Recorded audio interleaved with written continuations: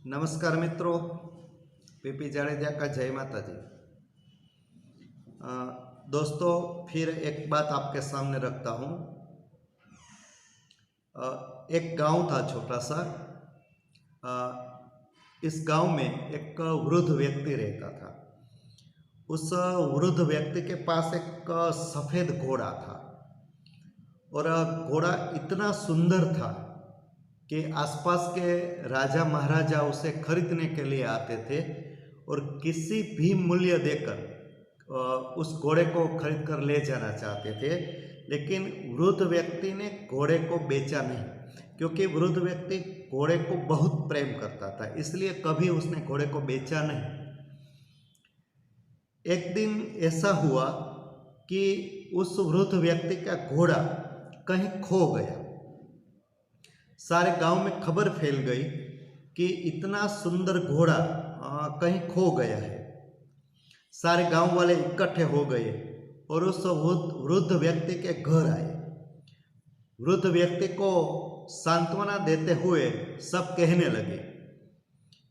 गांव वाले ने वृद्ध व्यक्ति को कहा कि ये आपका कैसा दुर्भाग्य है कि इतना सारा घोड़ा खो गया। इससे तो अच्छा होता कि राजा महाराजा जब आपके पास ये घोड़ा खरीदने के लिए आते थे तब आपने इस घोड़े को बेच दिया होता, तो आज आप बहुत धनवान होते। ये आपका बहुत बड़ा दुर्भाग्य है। गांव वालों की ये बातें सुनकर वृद्ध व्यक्ति ने सिर्फ इतना ही कहा कि ये मेरा दुर्भाग्य है, ऐसा मत कहो। सिर्फ इतना कहो कि मेरा घोड़ा खो गया है, इसे दुर्भाग्य मत बताओ। कुछ दिन चले गए। कुछ दिन के बाद घोड़ा वापस आया। असल में घोड़ा खो नहीं गया था, लेकिन घोड़ा जंगल में चला गया था। कुछ दिनों के बाद जब घोड़ा वापस आया तो ये घोड़ा अपने साथ 12 जंगली घोड़े को साथ लेकर आए और वृद्ध का सफेद घोड़ा 12 जंगली घोड़े को साथ लेकर आया है, ये समाचार पूरे गांव में फैल गया। फिर से पूरे गांव के लोग इकट्ठे हुए, वृद्ध के घर आए सब, और सारे गांव वाले फिर वृद्ध व्यक्ति से कहने लगे। गांव वालों ने वृद्ध व्यक्ति से कहा कि सच में ये आपका सौभाग्य है कि घोड़ा कुछ दिन के लिए चला तो गया था, लेकिन जब आया तो 12 जंगली घोड़े को लेकर आया। सच में ये आपका बड़ा सौभाग्य है। गांव वालों की बात सुनकर वृद्ध व्यक्ति ने सिर्फ इतना ही कहा कि मेरा सौभाग्य है, ऐसा मत कहो। सिर्फ इतना कहो कि मेरा घोड़ा 12 जंगली घोड़ों के साथ वापस आ गया है, बस इतना कहो। सौभाग्य की बात मत कहो। दोस्तों, कुछ दिन के बाद ऐसा हुआ कि ये जो 12 जंगली घोड़े अपने घोड़े के साथ वापस आए थे, तब उस वृद्ध व्यक्ति का एक जो बेटा था वो इन 12 जंगली घोड़ों को प्रशिक्षित कर रहा था। तो प्रशिक्षित करते करते एक दिन वृद्ध व्यक्ति का बेटा घोड़े से गिर गया और वृद्ध व्यक्ति के बेटे की एक टांग टूट गई, घोड़े पर से गिरने की वजह से। गांव में फिर से यह समाचार फैल गया। गांव वाले फिर से इकट्ठे हुए और उस वृद्ध व्यक्ति को सांत्वना देने के लिए फिर उस वृद्ध व्यक्ति के घर पहुंच गए। गांव वाले ने वृद्ध व्यक्ति के बेटे की टूटी हुई टांग को देखकर फिर से कहा कि यह आपका कैसा दुर्भाग्य है। देखो, आपका बेटा घोड़े पर से गिर गया और उसकी एक टांग टूट गई, ये आपका और आपके बेटे का दुर्भाग्य है। वृद्ध व्यक्ति ने गांव वालों की बात सुनी। फिर से वृद्ध व्यक्ति ने गांव वालों को कहा कि देखो भाई, ये मेरे बेटे की जो टांग टूट गई है ये मेरा दुर्भाग्य है, ऐसा मत कहो। आप मेरे घर आए हो, मेरे बेटे को देखने के लिए आए हो, तो सिर्फ इतना कहो कि मेरे बेटे की टांग टूट गई है, उसे दुर्भाग्य से मत जोड़ो।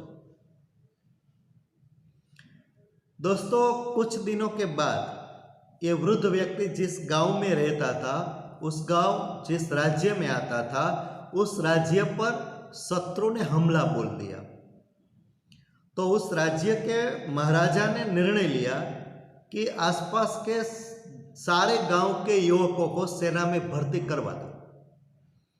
तो ये वृद्ध व्यक्ति का जो गांव था, उस गांव के सारे युवकों को सेना में जबरदस्ती भर्ती करवा दी गई। सिर्फ इस वृद्ध व्यक्ति के बेटे को छोड़ दिया, क्योंकि उसकी टांग टूट गई थी। गांव वालों को फिर पता चला और सारे गांव वाले इकट्ठे होकर फिर उस वृद्ध व्यक्ति के घर आए।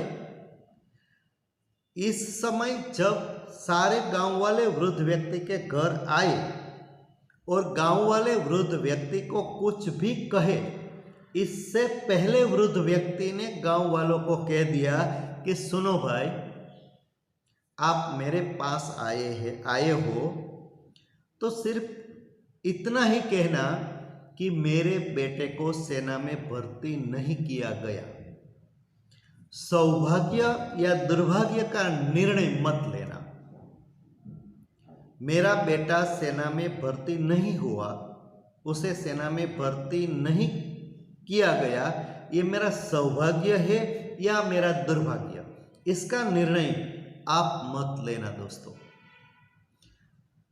दोस्तों, हमारी सारी निष्पत्तियां सीमित है, क्योंकि वो हमारे सीमित अनुभव से आती है। हम अपनी निष्पत्तियों को छोड़कर, हम अपनी निष्पत्तियों को एक और रखकर हमें अपने तथ्यों को देखना चाहिए। हमारे पास जो अनुभव है वो सीमित है, इसलिए हम अपने सीमित अनुभव से कोई निर्णय ले, यह निर्णय सच ही है ऐसा नहीं हो सकता। दोस्तों, अंत में सिर्फ इतना ही कहता हूं कि सत्य के पास वह व्यक्ति है, सत्य के पास वह व्यक्ति होता है जिसने अपने सारे मतों को तिलांजलि दे दी है। सत्य के पास वह व्यक्ति होता है जिसने अपने सारे मतों को तिलांजलि दे दी है। जो व्यक्ति अपने मतों के साथ जीता है, वो व्यक्ति सत्य से बहुत दूर होता है। आप सत्य के पास रहना चाहते हो तो अपने मतों को तिलांजलि दे दो, क्योंकि मैंने अभी बताया उसी तरह हमारे मत हमारे अनुभव से आते हैं और हमारे अनुभव सीमित होते हैं। इसलिए हम किसी मतों में न पढ़कर सत्य के नज़दीक रह सके, ये सही बात है।